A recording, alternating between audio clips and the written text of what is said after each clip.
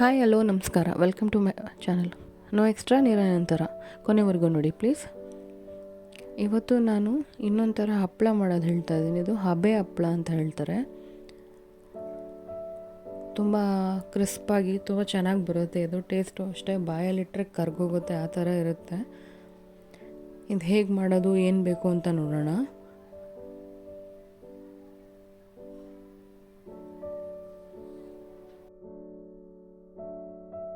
ಮೊದಲಿಗೆ ನಾನಿಲ್ಲಿ ಒಂದು 1/4 kg ಅಕ್ಕಿ ಅಥವಾ 1 ಕಪ್ಪಷ್ಟು ಅಕ್ಕಿನ 2 ದಿನ ನೆನೆಸಿಟ್ಕೊಂಡಿದ್ದೀನಿ. ಇದು 24 hours ಆದಮೇಲೆ ಒಂದು ಸಲ ನೀರು ಬದಲಾಯಿಸಬೇಕು. ಅದನ್ನು ವಾಶ್ ಮಾಡಿ ಆ ನೀರು ಚೆಲ್ಲಿ ಮತ್ತು ಇನ್ನೊಂದು ಸಲ ಹೊಸ ನೀರು ಹಾಕಿ ನೆನೆಸಿಡಬೇಕು. ಇದನ್ನು 2 ದಿವಸ ನೆನೆಸಿಟ್ಟಿದ್ದೀನಿ. 2 ದಿವಸ ಆದಮೇಲೆ ಮತ್ತೆ ಅದನ್ನು ಚೆನ್ನಾಗಿ ವಾಶ್ ಮಾಡಿಕೊಂಡು ಮಿಕ್ಸಿ ಜಾರ್ಗೆ ಹಾಕ್ಕೊಂಡು ಸ್ವಲ್ಪನೇ ನೀರು ಹಾಕ್ಕೊಂಡು ಚೆನ್ನಾಗಿ ನುಣ್ಣಗೆ ರುಬ್ಕೋಬೇಕು. ತುಂಬ ಫೈನ್ ಪೇಸ್ಟ್ ಆಗಬೇಕಿದು.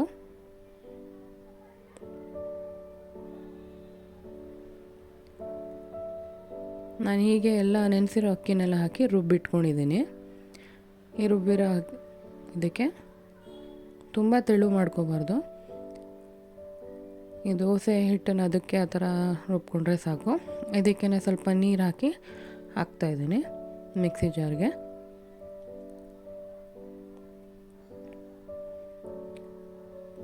ಇದಕ್ಕೆ ಒಂದು ಅರ್ಧ ಸ್ಪೂನಷ್ಟು ಉಪ್ಪು,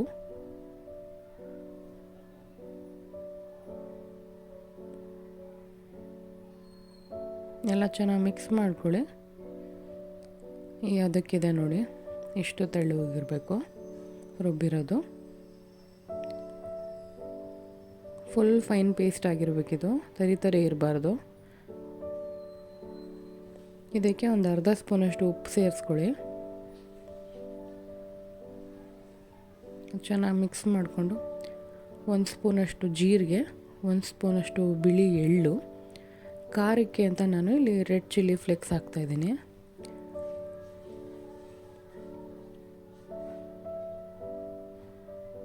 ಅದು 1 ಸ್ಪೂನಷ್ಟು. ಇದೆಲ್ಲ ಹಾಕಿ ಚೆನ್ನಾಗಿ ಮಿಕ್ಸ್ ಮಾಡಿ ಇಟ್ಕೊಳ್ಳಿ. ಇದು ಮಿಕ್ಸ್ ಮಾಡಿ ಒಂದು ಸೈಡಿಗೆ ಇಡಿ. ಈಗ ಹಪ್ಪಳ ಮಾಡೋಕ್ಕೆ ನಾನು ಇಲ್ಲಿ ಸ್ಟವ್ ಮೇಲೆ ಒಂದು ಅಗಲವಾದ ಪಾತ್ರೆ ತೊಗೊಂಡಿದ್ದೀನಿ. ಅಗಲವಾದ ಪಾತ್ರೆಗೆ ಒಂದು ಅರ್ಧದಷ್ಟು ನೀರು ಹಾಕಿದ್ದೀನಿ ನೋಡಿ. ಈ ಥರ ಒಂದು ಅಗಲವಾದ ಪಾತ್ರೆ, ಅದಕ್ಕೆ ಸ್ವಲ್ಪ ಅರ್ಧದಷ್ಟು ನೀರು ಹಾಕಿ ಅದ್ರ ಮೇಲೆ ಒಂದು ಈ ಥರ ಸ್ಟ್ರೈನರ್ ಇದಿರುತ್ತೆ. ಆ ಸ್ಟ್ರೈನರ್ನ ಇದ್ದರೆ ಈ ಥರ ನೀರು ಟಚ್ ಆಗಬಾರ್ದು. ಈ ಸ್ಟ್ರೈನರ್ಗೆ ಅರ್ಧದಷ್ಟು ನೀರು ಹಾಕಿ ಖಾಲಿ ಆದಾಗ ಮತ್ತೆ ನೀರು ಹಾಕ್ಕೋಬೇಕು.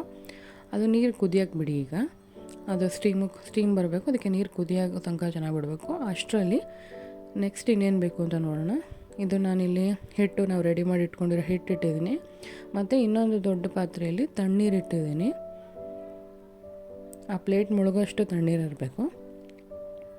ಮತ್ತು ನೀವು ಯಾವ ಪ್ಲೇಟಲ್ಲಿ ಮಾಡಬೇಕು ಅಂತಿದ್ರೋ, ಯಾವ ಸೈಜಿಗೆ, ಆ ಥರ ಪ್ಲೇಟ್ಗಳನ್ನ ರೆಡಿ ಮಾಡಿ ಇಟ್ಕೊಳ್ಳಿ. ಈಗ ಇಲ್ಲಿ ನೀರು ಮರಳ್ತಾ ಇದೆ. ಆ ನೀರು ಮರಳ್ತಾರೆ, ನಾವು ಯಾವ ಪ್ಲೇಟಲ್ಲಿ ಮಾಡಬೇಕು ಅಂತಿದ್ದೀವಿ ಆ ಪ್ಲೇಟಿಗೆ 1 ಡ್ರಾಪ್ ಅಷ್ಟು ಎಣ್ಣೆ ಅಷ್ಟೇ, ತುಂಬ ಜಾಸ್ತಿ ಹಾಕ್ಬಾರ್ದು. ಆ ಎಣ್ಣೆ ಹಾಕಿ ಚೆನ್ನಾಗಿ ಸ್ಪ್ರೆಡ್ ಮಾಡ್ಕೊಳ್ಳಿ ಆ ಪ್ಲೇಟಿಗೆ. ಇದಕ್ಕೆ ನಾವೇನು ಮಾಡಿ ಇಟ್ಕೊಂಡಿದ್ದೀವಲ್ಲ ಆ ಹಿಟ್ಟನ್ನು 1 ಸ್ಪೂನಷ್ಟು ಹಾಕ್ಕೊಳ್ಳಿ. ತುಂಬ ದಪ್ಪ ಆಗಿಬಿಡುತ್ತೆ ಜಾಸ್ತಿ ಹಾಕಿದ್ರೆ. 1 ಸ್ಪೂನಷ್ಟು ಹಾಕ್ಕೊಂಡು ಚೆನ್ನಾಗಿ ಸ್ಪ್ರೆಡ್ ಮಾಡ್ಕೊಳ್ಳಿ. ಹಿಂಗೆ ರೊಟೇಟ್ ಮಾಡಿ ಪ್ಲೇಟ್ನ ಎಲ್ಲ ಕಾರ್ನರ್ಗೂ ಸ್ಪ್ರೆಡ್ ಮಾಡ್ಕೊಳ್ಳಿ. ತೆಳುವಾಗಿ ಹರಡುತ್ತೆ ಎಲ್ಲ ಕಡೆ.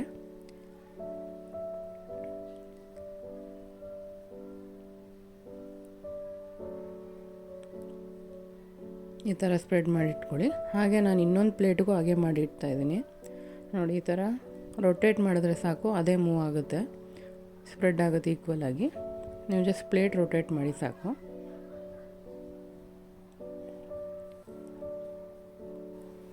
ಅದೆಲ್ಲ ಸ್ಪ್ರೆಡ್ ಮಾಡಿ ರೆಡಿ ಮಾಡಿ ಇಟ್ಕೊಂಡ್ಮೇಲೆ ಈಗ ನಾವೇನು ಸ್ಟೀಮರ್ನ ರೆಡಿ ಮಾಡಿ ಇಟ್ಕೊಂಡಿದ್ವಿ ಆಗಲೇ ಒಂದು ಅಗಲವಾದ ಪಾತ್ರೆಯಲ್ಲಿ ಸ್ಟ್ರೈನರ್ನ ಇಟ್ಬಿಟ್ಟು ಅದಕ್ಕೆ ಈ ಪ್ಲೇಟ್ನ ಇಡಬೇಕು. ಅಲ್ಲಿ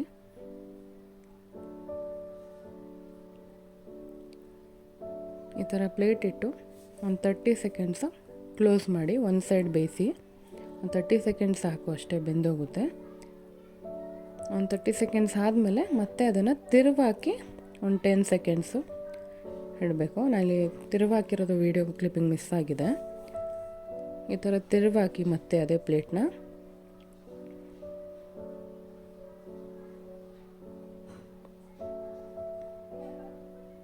ಈ ಥರ ತೆಗೆದು ನೋಡಿ, ಈ ಥರ ಬೆಂದಿರುತ್ತೆ ಅದು.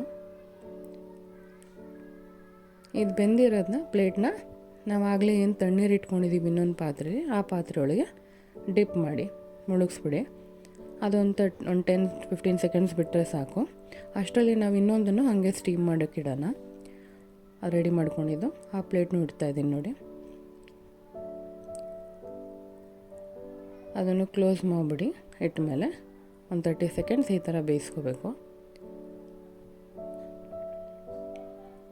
ಈ ಥರ ವೈಟ್ ಇದ್ದರೆ ಇನ್ನೂ ಬೆಂದಿಲ್ಲ ಅಂತ ಅವಾಗ ಇನ್ನೊಂದು 10 ಸೆಕೆಂಡ್ಸ್ ಮತ್ತೆ ಕ್ಲೋಸ್ ಮಾಡಿ ಇಡ್ಬೋದು. ಫುಲ್ ಕಂಪ್ಲೀಟ್ಲಿ ಬೆಂದಿದೆ ಅಂದರೆ ವೈಟು ಇರಲ್ಲ, ಅದು ಹಿಟ್ಟದು ಕಲರ್ ಕಾಣಲ್ಲ ವೈಟ್ ಕಲರಾಗಿ.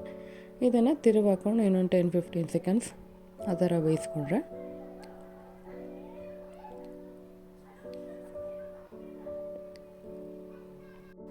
ನೀವು ಪ್ರತಿ ಸಲ ಸ್ಟೀಮ್ ಮಾಡೋಕ್ಕಿಂತ ಮುಂಚೆ, ಹಿಟ್ಟು ಹಾಕೋಕ್ಕಿಂತ ಮುಂಚೆನೂ ಎಣ್ಣೆ ಸವರಬೇಕು ಪ್ಲೇಟಿಗೆ.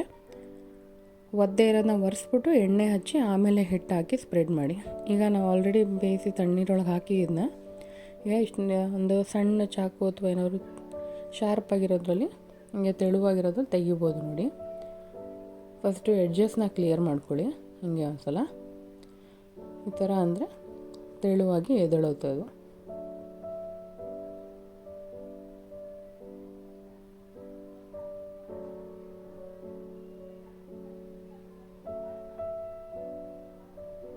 ಈ ಥರ ತೆಗಿಬೋದು ನೋಡಿ. ಇದನ್ನು ತೆಗೆದು ನೀವು ಯಾವುದ್ರ ಮೇಲೆ ಒಂದು ಶೀಟ್ ಮೇಲೆ ಸ್ವಲ್ಪ ಎಣ್ಣೆ ಸವರಿ ಇದನ್ನು ಒಣಗಾಕಿ ಬಿಸಿಲಲ್ಲಿ ಚೆನ್ನಾಗಿ ಒಣಗಿಸ್ಕೊಳ್ಳಿ. ಇದೇ ಥರ ಪ್ರತಿ ಪ್ರೊಸೀಜರು ಹಿಂಗೆ ಮಾಡ್ಕೋಬೇಕು.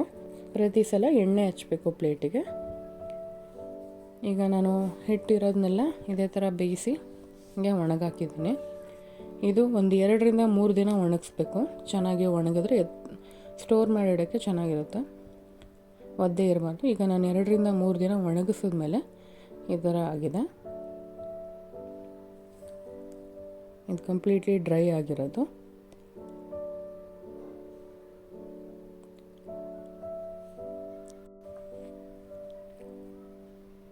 ಈಗ ಇದನ್ನು ಎಣ್ಣೆಲಿ ಹಾಕಿ ಕರೆದು ತೋರಿಸ್ತೀನಿ ನೋಡಿ. ನಾವು ಮಾಡಿರೋದಕ್ಕಿಂತ ಎಷ್ಟು ಅಗಲವಾಗಿ ದೊಡ್ಡದಾಗಿ ಅರಳುತ್ತೆ ಇದು ಅಂತ.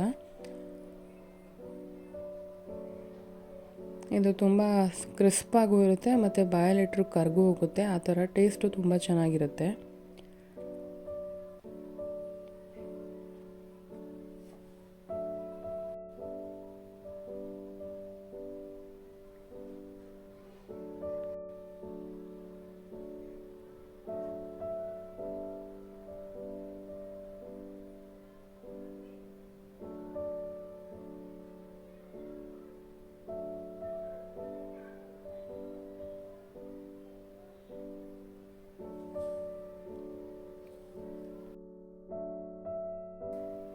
ನೋಡಿ, ನಾವು ಮಾಡಿರೋ ಹಪ್ಪಳ ಒಣಗಿದ ಮೇಲೆ ಮತ್ತು ಕರಿದ ಮೇಲೆ ಎಷ್ಟು ಡಿಫ್ರೆನ್ಸ್ ಇದೆ ಅಂತ, ಎಷ್ಟು ದೊಡ್ಡದಾಗಿ ಅರಳಿದೆ ಅಂತ.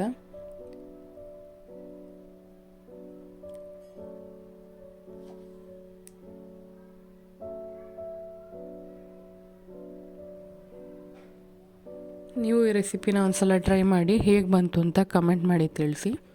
ವಿಡಿಯೋ ಇಷ್ಟ ಆದರೆ ಲೈಕ್ ಮಾಡಿ, ಶೇರ್ ಮಾಡಿ ಮತ್ತು ಸಬ್ಸ್ಕ್ರೈಬ್ ಮಾಡ್ಕೊಳ್ಳಿ. ಮತ್ತು ನೆಕ್ಸ್ಟ್ ವಿಡಿಯೋದಲ್ಲಿ ಸಿಗ್ತೀನಿ. ಧನ್ಯವಾದಗಳು. ಬಾಯ್.